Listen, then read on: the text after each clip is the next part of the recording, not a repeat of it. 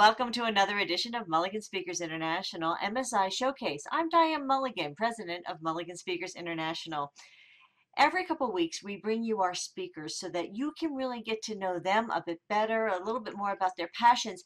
And also, they have these wonderful areas of expertise, things that they can share with you that not only will you be able to see how they'll be able to integrate this with your audience, but also how they'll be able to partner with you and really help you with your meeting. So we're really excited to talk to you today.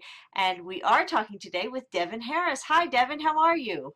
Hey Diane, good morning. I'm really well. How are you? I'm fine, Devon. I love that accent. Tell me a little bit more about you and introduce yourself to our audience. Sure. So, the accent gives me away every single time, Diane. The biographical, of course, I'm from Jamaica. And here's an interesting thing that most people find surprising.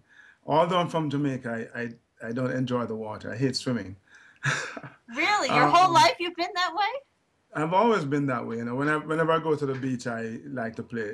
In the days of my youth, I like to say I played soccer. Now I kind of fool around on the volleyball court. Um, but I'm a husband. I'm a father. I've been called many things in my life. Some of them very flattering, some not so savory. But the thing I enjoy being called the most is daddy. Ah, I have five kids, and I absolutely love being a dad. So my kids think it's cool to have a Jamaican dad. I think So it's cool too. That's very great. And you know so what? Now I want to ask you because I know keep on pushing is really your mantra. How do you integrate that with your kids? good question. It's kind of funny because every now and again I'll talk to them and they go, "Don't motivate me now. Don't motivate me now." I remember a story. Years ago, my daughter, who is 15 now, I think she was maybe 5, and really impatient, and she was in the driveway shooting hoops and couldn't score, and she started crying, and I got very stern with her, and I go, what are you supposed to do if you fail? And she goes, try and try and try again. I'm like, exactly, you know.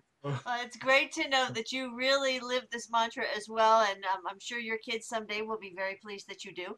But in the meantime, let's talk about meeting planners. How do you see that meeting planners can kind of incorporate the keep on pushing message into their daily life?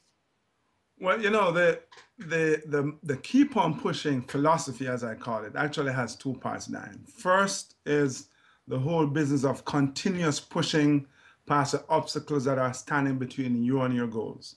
And once you hit those goals, the next part of the philosophy speaks to the idea of never becoming complacent, but growing, continuously striving to improve your skill set so you can take your game to the next level. Now, we know that meeting planners have a job that is challenging even the best of times. And, the current economic climate certainly doesn't help. They have to deal with reduced airlift, reduced budget, shortened lead times, and of course, the AIG effect, this perception that meetings are not work, but a grand waste of time. People are in fancy resorts having fun, hanging out at the beach, sipping, fruit drinks. So keep on pushing this philosophy really works for them because what are they going to do, these meeting planners? They can't just throw their hands in the air and give up. They have to really work through the problems. They have to get creative and to find solutions that are going to help them to succeed, achieve their goals, which in this case is to have a successful meeting.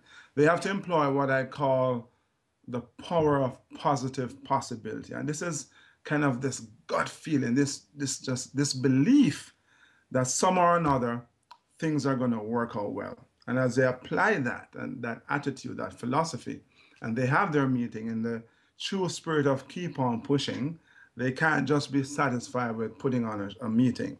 They have to figure out a way to create this wow factor with much less. In other words, strive to go beyond what they have done before.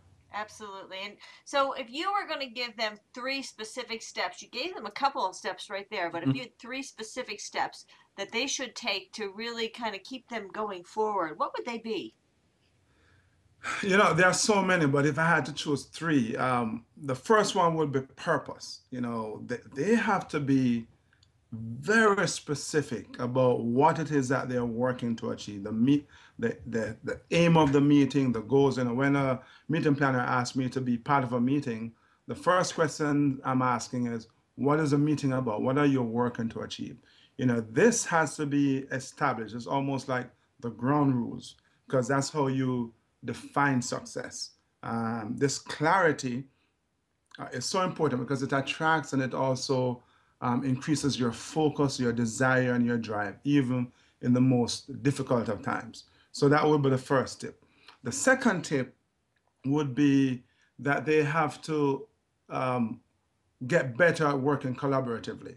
Teamwork is such an important aspect to success and overcoming challenges. And when I speak of teamwork, I'm not just talking about working with the teammates within the office, but also the external teammates as well. Supplier partners will ensure that the entire process run efficiently, and in fact, sometimes will even improve the economies of scale. And so it creates this win-win, this huge plus, especially for your budget conscious clients. And thirdly, I would say that they have to get out of their comfort zone. They have to challenge themselves, take risks, be willing to embrace new ideas, new practices, new processes, adapt and adopt the technology that's available. And if I could squeak in a fourth one, which I think is it really relates to this third one, it's the whole business of personal development. Um, I think there are 18 different designations that a meeting planner can earn. So they have to figure out which one is right for them and then go get it, go do it, improve those skills because that increases your confidence, your competence, allows you to develop, more efficient meetings, and of course, let's face it, it also makes you recession proof. So those are my tips.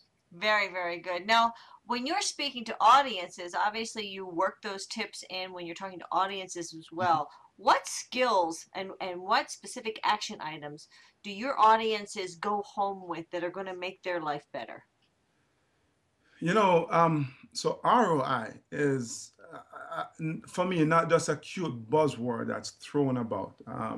People really want real return on their investments. And as a speaker, it's very important to me that my client, in this case, a meeting planner, feels that he or she is getting value for their money, and also that the audience feels that their time invested in listening to me was actually invested wisely. So when they walk away from one of my talks, they're walking away with this renewed sense of focus and vision. Because again, as I said earlier, it really increases your focus, your desire, your passion, and that increases productivity. They're walking away learning how to become more creative, more innovative, because, you know, achieving goals, being persistent is really about problem solving, so they're finding creative ways to do that. And lastly, I would say that they learn to reframe failure. I mean, whether they want to accept it or not, we're all going to fail. And the key here is to see your actions and the results of those actions as failure, but not to see yourself as such. Excellent. That's a wonderful, what those are wonderful skills that we all need. Absolutely. So thank you, Devin. Thank you for taking the time today. It was great to chat with you. Oh, it was awesome to be on the call with you as well. Looking forward to hooking up in person soon. Very soon. Absolutely. And to all of you out in the audience, thanks so much for watching another edition of Mulligan Speakers International MSI Chat. I'm Diane Mulligan, president of Mulligan Speakers International. Devin's just a perfect example of the type of speakers that we represent. It's a very unique select group that's going to work really closely with you to partner with you and to really get the type of achievements that you want out of your meeting. So thank you so much. Have a great day.